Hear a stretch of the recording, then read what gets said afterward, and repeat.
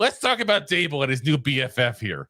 Because it seems like apparently there's been a bond being formed here with Daboll and Tom Coughlin behind the scenes here that we didn't even know about until Daboll kind of spilled the beans on it a little bit here. Obviously Coughlin was at the training camp there recently, was there for a couple of days too, not just one. Saw the really nice picture of him and Abdul Carter. I don't know why. That was this is a warm place in everybody's heart there. It's kind of like the present, future, and past together at that point. But you know what it was? I think it's just the way Abdul Carter kind of leaned in. You could tell there was a respect that man had for Tom Coughlin. And flat out, he should be. Again, this isn't the segment for it, but the man should be in the goddamn Hall of Fame. Sorry. I just got to bring it up every time we mention Tom Coughlin. 2 Super Bowl wins. Should be in there. Plus made the Jags relevant twice. And also beat the GOAT of coaching and quarterbacking in both Super Bowl victories. Yes. And was on 2 other Super Bowl teams with the Giants, I'm pretty sure, correct? Yeah. Yes, with Parcells days. Yes. He was the wide receivers coach. 4 Super Bowl rings with the Giants, And then making the Jaguars relevant twice. That's what I'm saying. Take everything Giants out. He made the Jaguars relevant. Twice. Yeah. That's Canton. Yeah. That's like Baker Mayfield winning a team with the Browns. Just get the bronze statue going. Like that's where it's at here. So the NFL.com crew was there at the training camp, and the story went on to the Giants.com instead. But he put, it's good to see a set of eyes here, someone that's done it for a long time and lean a little bit, but a great appreciation and respect for Coach Coughlin. I think our players feel the same way with him, and a lot of the older guys that have come back and talked to them about what it means to be a New York Giant. But this is when he reveals, again, there was no story behind this ever before, and it's weird because last year Coughlin was actually it's not last year, 2 years ago. I'm sorry, Coughlin was actually working with it was last year. I'm wrong, with Antonio Pierce with the Raiders in Las Vegas. So I don't know how much this was going on last year per se, but he said he's someone that I talk to often, lean on, get advice from. That's Daboll talking about Coughlin. I love that. He said he's just a good resource. He's done this for a long time. He comes from a great coaching tree, and he's been successful as a head coach with this organization. He knows what it takes. Now, 2 things with that. 1, I love it because attitude. Daboll is a very fiery guy, obviously. I think that's a fair and nice way to put this. Coughlin was the same exact way. And he learned to calm down. And he built a better rapport with his teammates, with his coaching staff, with his players. He got all that. And that's when they won a ring. And I'm hoping that that's what Coughlin's kind of teaching him, is when to let that emotion out, when to kind of bottle it and realize that you're going to be a hindrance to yourself and the team by showing it. Because there's definitely been those times. Especially for a guy who's trying to call the plays and everything, and you're flipping out the sidelines. But what kind of play calling are you really doing? First off, he shouldn't be ever calling plays again. It's a whole separate topic another day as well. But that's where it's at. But I love the fact that Coughlin's back in some kind of fold within this organization. And I like that Daboll all season has been bringing people in, right? He brought in LT, he brought in Eli, he brought in Strahan, he brought in Tiki. He's bringing in all these guys. And I don't remember what press conference it was, but he was talking about how he's trying to bring in a lot of external parties that are really part of the Giants' history to kind of let the guys know what this team has been doing for the last 5 years is so uncharacteristic. And it's almost a little ridiculous. And now they have the talent there to not be doing that anymore. Like, that's, I think, what's frustrating as a Giants fan is like, we are not the Browns. We are not the Jaguars. That's not what this franchise is. Like, we've won Super Bowls in the past 15 years. Like, I don't know. So it's just nice to see. I'm happy Coughlin is back in some way. And the Giants did him so dirty at the end of his career with us. Yes. And so it is nice to see there were bridges mended. There has to be between Mara and Coughlin. Rob, I transition to you. I was going to say, look at you spit, man. No, you hit it in the head, man. Like, you're bringing in alumni. You're bringing in former Giants. We have the most titles when it comes to like championships, like from the past 100 years in the NFL. Like, there's a long history of winning. Like, we've had some bad times. Like, look at the 70s as a Giants fans. Right. Look at the mid-late 90s where like we went on the Super Bowl runs, we went on a slump, came back. We went to Dave the Super Brown Bowl, got years, just saying. spanked. Yeah, Dave. Yeah.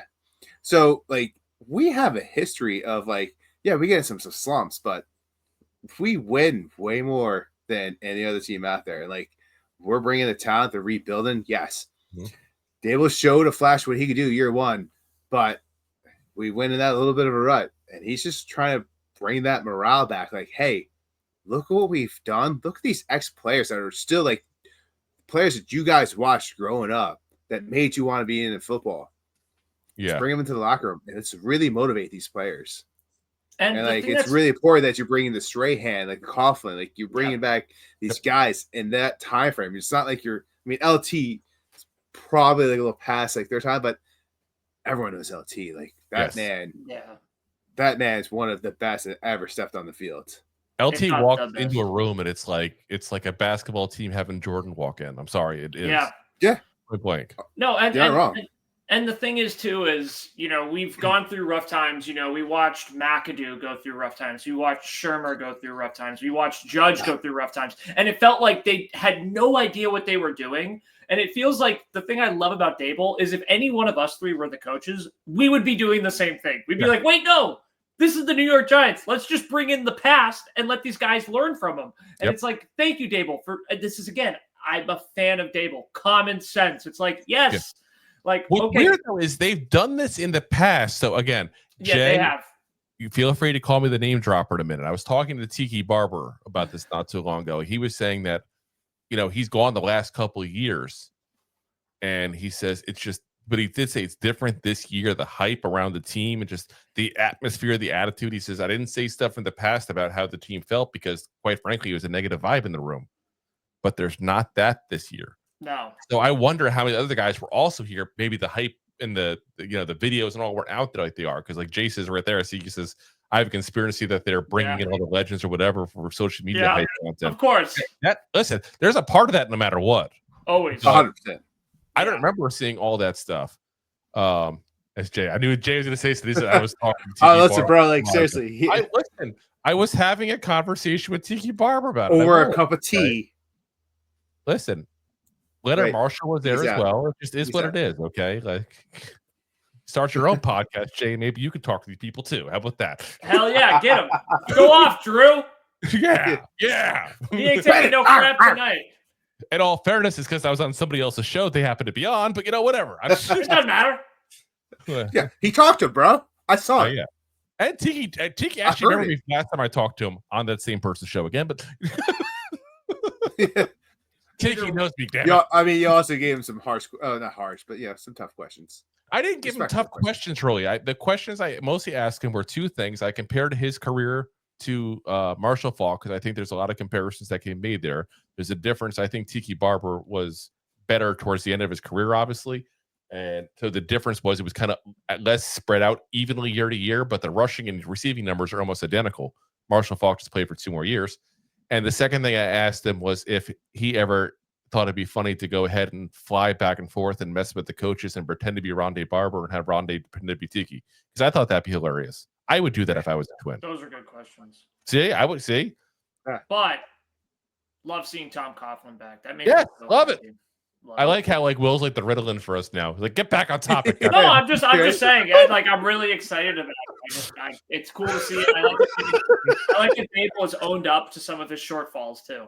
Yeah. So it's nice to hear that. Yeah, like I said, I really hope that the conversation is mostly about demeanor and attitude and when to release it, when to hold it in, because that's the biggest thing I think with him. Is I think sometimes you get people that are very emotional and they can use that to their advantage. To get some people that it hurts them, and I think Daboll has shown that it does hurt him at times. Well, and it is an advantage at time as well.